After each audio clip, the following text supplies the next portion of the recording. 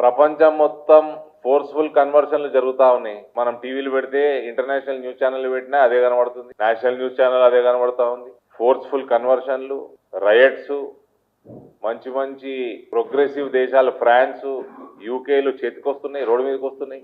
అటువంటి సమయంలో ఒక చీఫ్ మినిస్టర్ పొజిషన్ లో కూర్చొని ఆ పేరు రేవంత్ ఉద్దీన్ అయినా పర్వాలేదు, ఐఎమ్ ప్రౌడ్ ఆఫ్ ఇట్ అంటే ఇక దీనికంటే సిగ్గుమాలిన తనం ఏమైనా ఉన్నదా? అంటే హిందువులందరూ మీరందరూ లొంగండి అని ఇండైరెక్ట్ గా చెప్తున్నాడా? ఆడేమో వస్తాడు ఏమోడో దారు సలాం దుమ్ము నాకెటోడు రేవంత్ అంటాడు.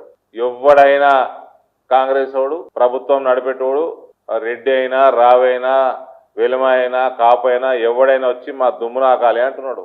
ఈ సిగ్గుమాలినోడు ముఖ్యమంత్రి పోయి నాకుతున్నాడు.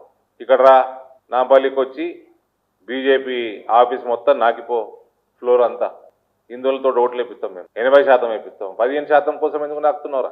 80% హిందువులతోటి ఓట్లు వేపిస్తాం, మొత్తం నాకిపో, ఆదివారం రా దగ్గరుండి ఓట్లు వేపిస్తాం.